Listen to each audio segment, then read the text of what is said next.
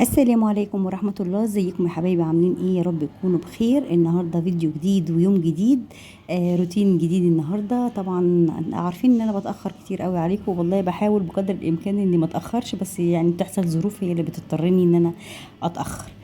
بس هو ان شاء الله احاول انتظم وانزل لكم بامر الله فيديوهات على طول جديدة. طبعا قبل ما ابدا الفيديو بتاعي بحب ارحب بكل المشتركين معايا في القناه، حبايبي اللي بيسيبوا لي تعليقات حلوه وبيسالوا عليا. الف شكر ليكم. وطبعا الناس اللي اشتركوا معايا في القناه وكتروا عيلتي، اهلا وسهلا بكم، شرفتوني ونورتوني.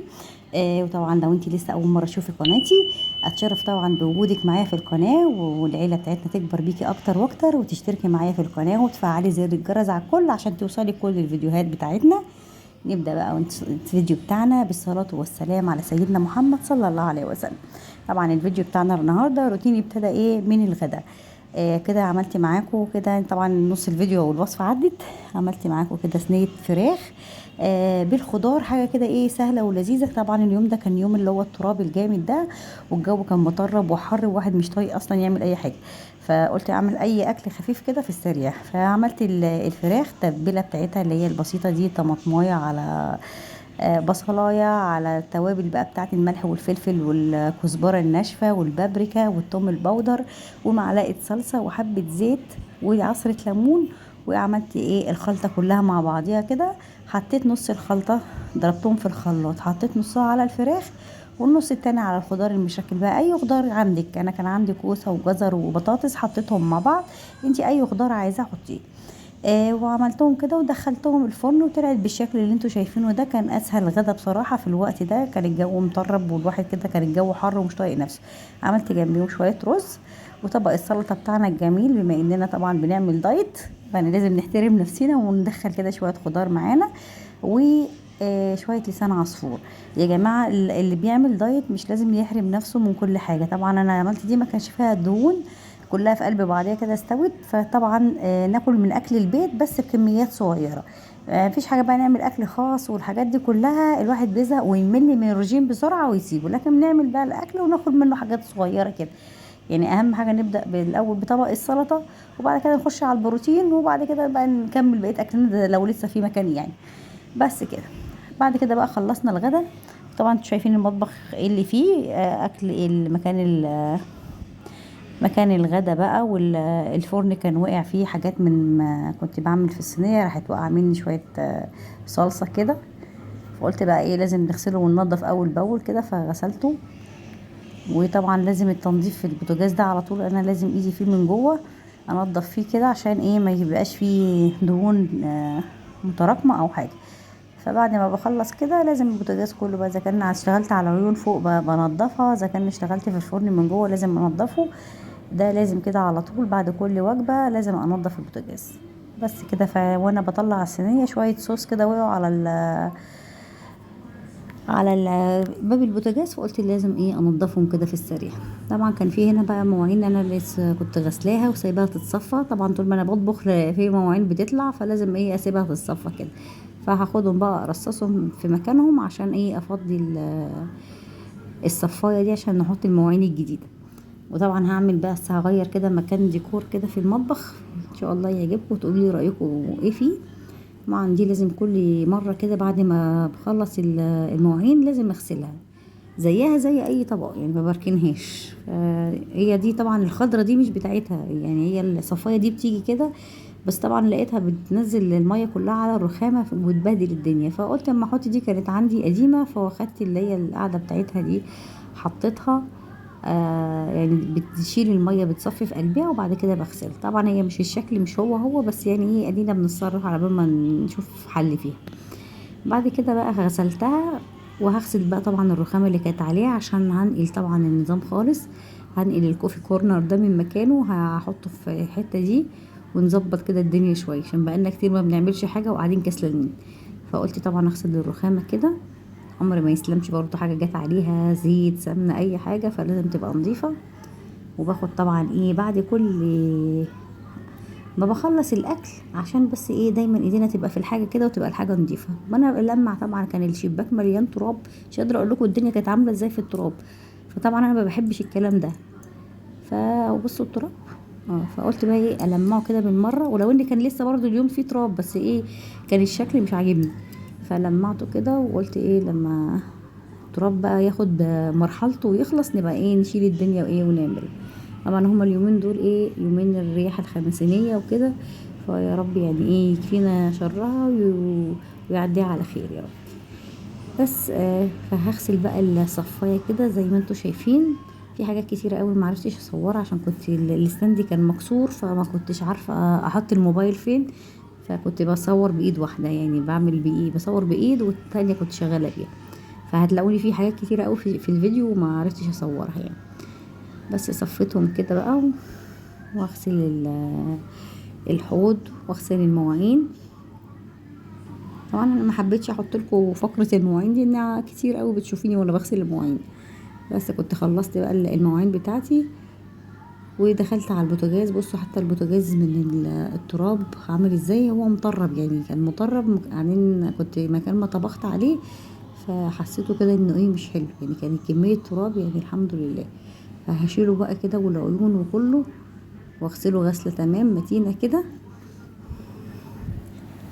عشان ايه التراب مع بقى مكان ما طبختي الدهون والحاجات دي هتبقى ايه هيبهدل الدنيا، فنشيله احسن كده وايه ونغسله عشان الدنيا ايه ما تتبهدلش. بصوا يعني هو كان معظمه تراب يعني بصراحه، مش عارفه التراب ده كان داخل لي من كل حته، على الرغم ان انا كنت مقفله، بس برضو انتوا عارفين التراب اللي هو الرفيع ده بيخش من اي حته، اي فتحه في البيت تلاقيه دخل التراب، ده شيء طبيعي يعني. لازم بقى اصبنه كده كويس. برضو زي ما قلت لكم كده يعني كل مره لازم اقول لكم اي بعد كل طبخه، بعد عملتوا اي حاجه غليتوا لبن وفرع على البوتاجاز، لازم اي حاجه على طول كده ايدكم في قلب الحاجه هتلاقوها ايه، يعني لو حافظنا على الاجهزه بتاعتنا هي كمان هتحافظ علينا وتبقى شغاله برضو معانا ايه لمده اطول. طبعا انتوا عارفين الحاجه دلوقتي بقت غاليه جدا، والواحد مش متحمل بصراحه ان هو يشتري حاجه جديده، فاللي موجود نحافظ عليه. وبرضه باخد كده ايه غسلت البوتاجاز، وباخد طبعا ايه الحيطه اللي ورا البوتاجاز دي برضو بنحمر حاجة يعني نقلي حاجة تلاقي الدهون طلعت عليها، فطبعا ايدينا فيها ايه اول باول كده حوالين البوتاجاز بالذات. بحب اصبن حوالين البوتاجاز عشان ايه الدهون ما تتراكمش على الحيطان وايه تبقى صعبة ان هي تتشال.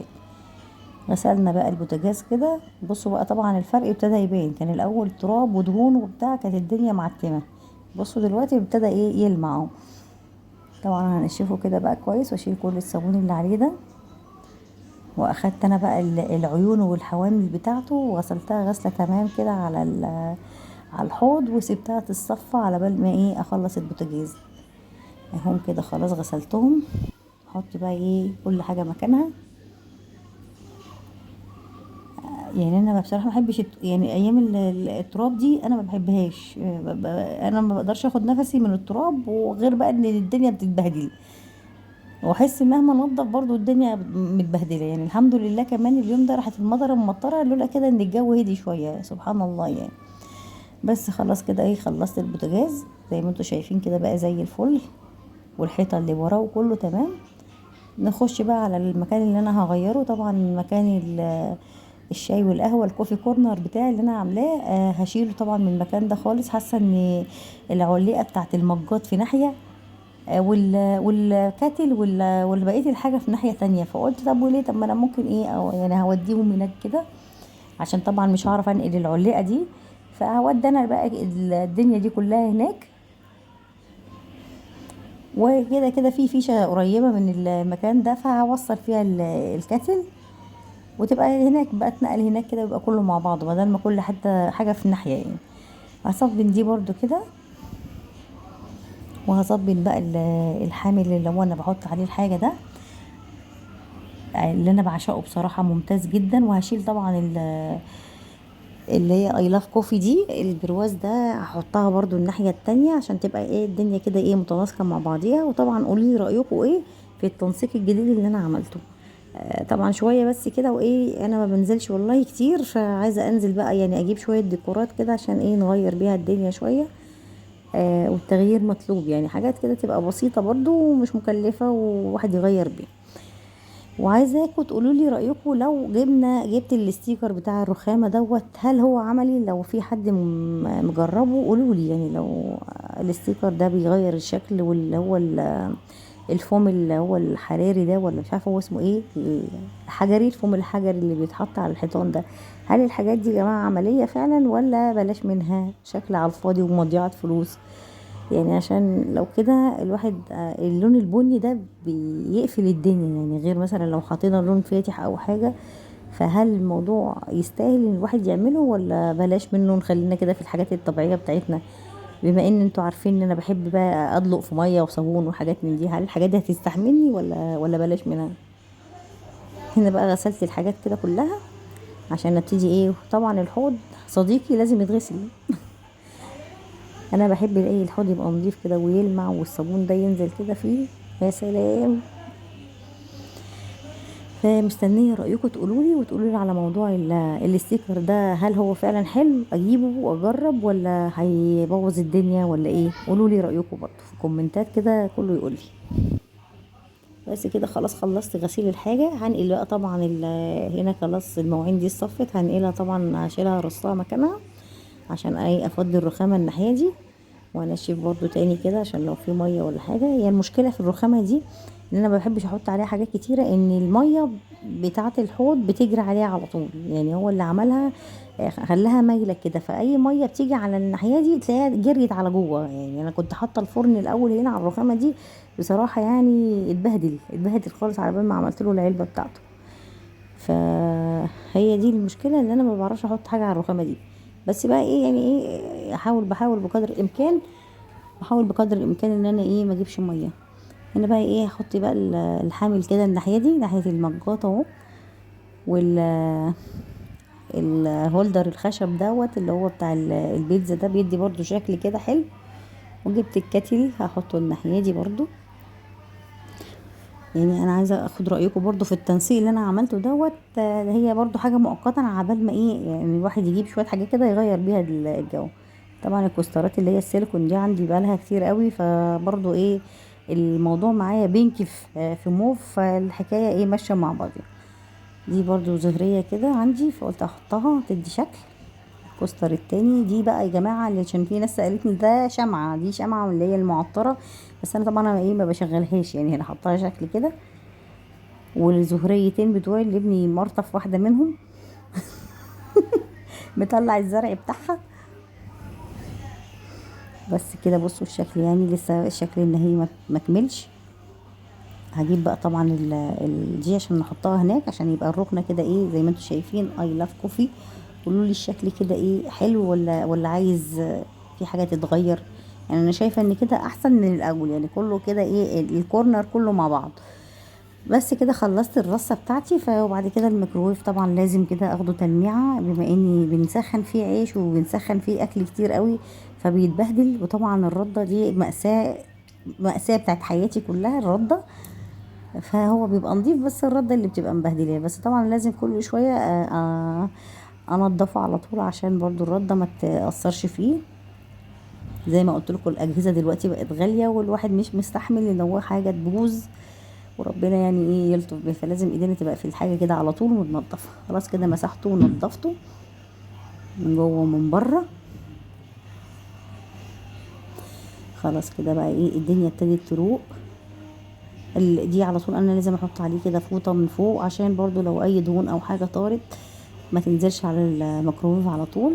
دي بتنزل عليها فبتحميها طبعا، دي انا بشيلها كل شويه وبغسلها وبغير واحط غيرها.